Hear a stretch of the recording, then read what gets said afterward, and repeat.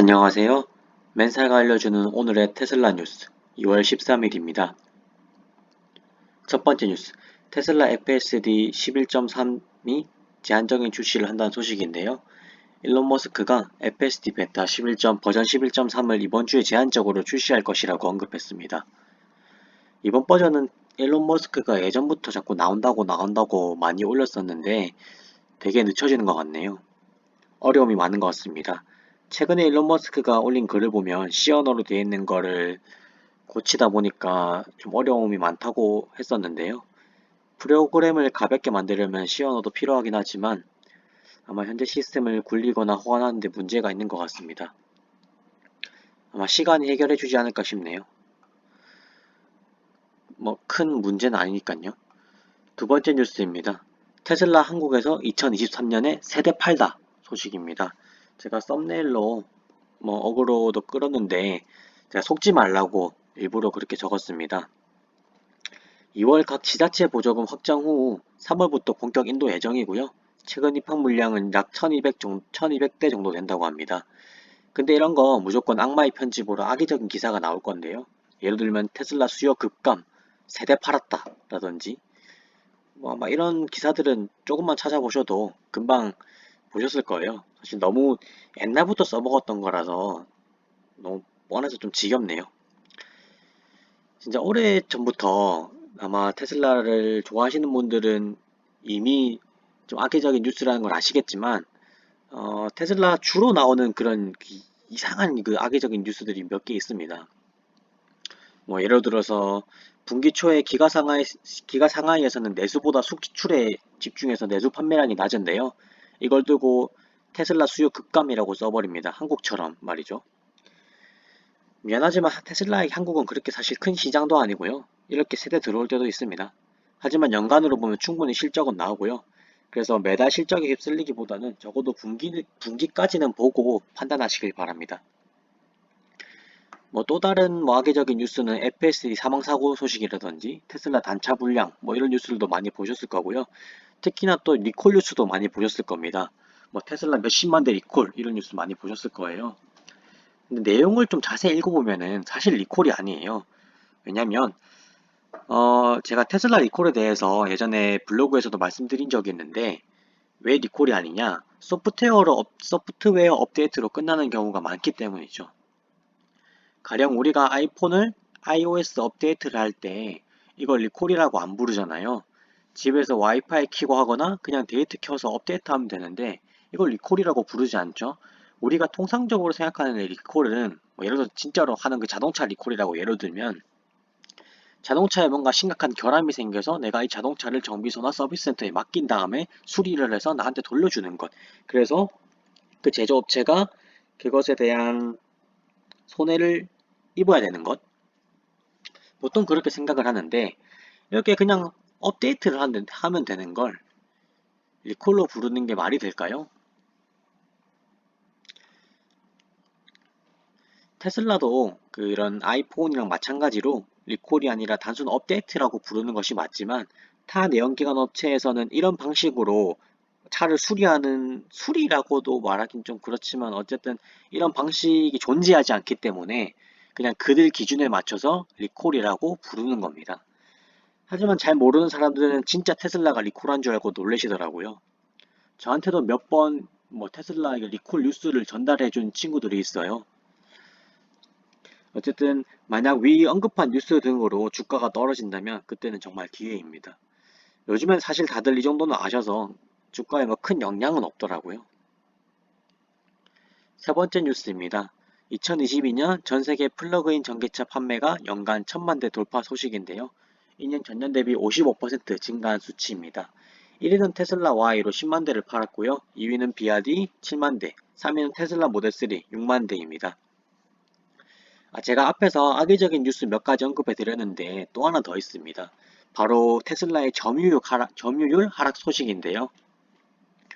보통 이렇게 악의적인 뉴스를 쓸 때 전후 비교를 하잖아요. 그러니까 전년도에는 점유율이 80%였는데 올해는 점유율이 60%라서 점유율이 급감했다. 테슬라 망한다. 이런 식으로 말이죠. 이럴 때 보면은 또 잘 읽어보면 전후 비교를 할 때 그 전은 순수 전기차 내에서 테슬라 점유율을 계산해서 높게 잡고 후는 하이브리드까지 포함해서 테슬라 점유율을 낮게 잡는 겁니다.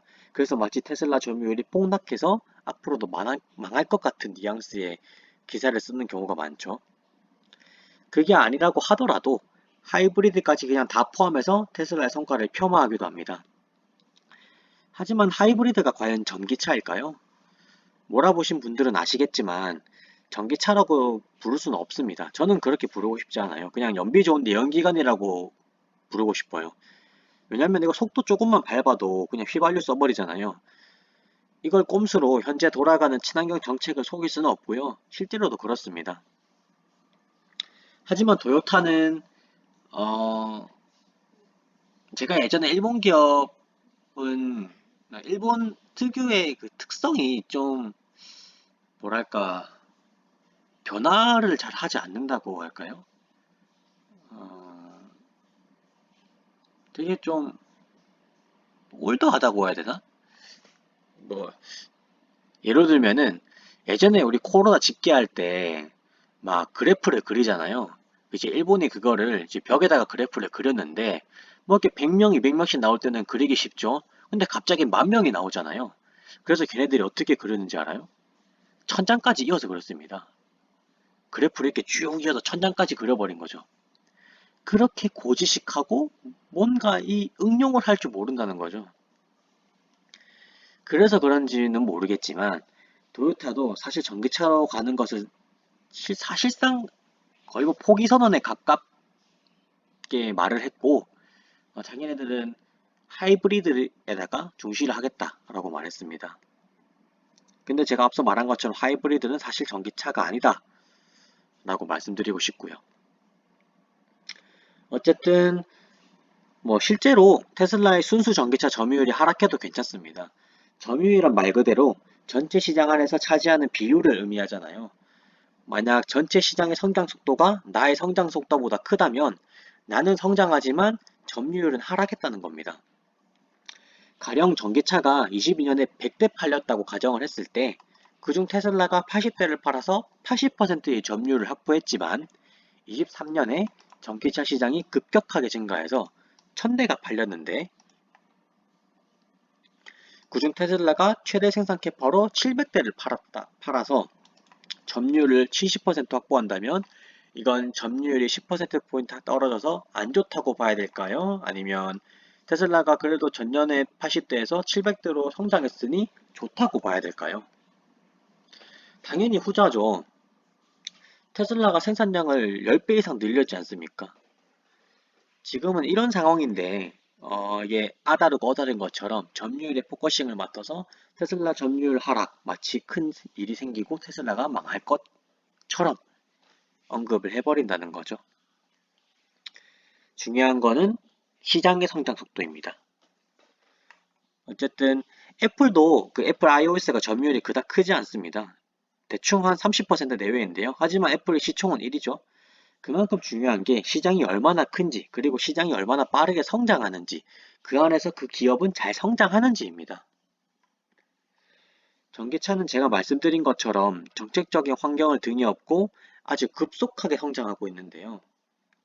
그 속도는 아무리 테슬라라고 해도 그 이상으로 따라잡을 수는 없습니다. 왜냐하면 전 세계가 성장하니까요. 그리고 중요한 건 테슬라 포함 전기차를 판매하는 업체의 경쟁자는 같은 전기차 업체가 아니라 내연기관 업체입니다. 같은 전기차 고객을 뺏어오는 게 아니라 내연기관 고객을 뺏어오는 거기 때문이죠. 예를 들어서 포드가 100대에서 1000대로 전기차를 만든다고 해도 내연기관차가 10,000대 팔던 걸 7,000대 팔면 어차피 적자입니다. 전기차는 900대 더 팔았지만 내연기관차는 3,000대 더 못 팔았잖아요. 심지어 내연기관차에서 더 이득을 남겨먹는데 엄청 적자라는 거죠. 그래서 그들은 전기차도 얼른 생산을 잘해야 되지만 그와 동시에 경쟁력도 확보를 해야 되는 거죠. 자기 고객을 뺏기면 안 되니까요. 이중으로 어렵습니다. 그래서 근데 제가 말씀드렸죠. 그들에게는 그만큼 큰 의지는 없을 거라고. 작년에도 전기차로 전환한다고 집중한다고 말했고 재작년에도 그랬고 재재작년에도 그랬고 재작년에도 그랬습니다. 5년 전에도 그랬고 늘 그랬어요. 말만 열심히 합니다. 말만. 말로는 벌써 테슬라 5년 전에 따라잡았습니다.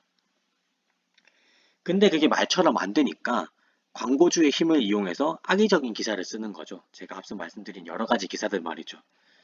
비방은 글 몇 자 쓰면 되니까 너무 쉽잖아요. 선동이 목적이기 때문에 진실도 중요하지 않고요. 아무튼 그들에게 성장이란 알기 쉽게 설명드리자면 내일부터 다이어트 시작한다고 말한 지 5년째인 느낌인 겁니다. 근데 몸무게는 늘어났다고 할까요? 다이어트 말한다고 맨날 말하는데 몸무게는 늘어난 거죠.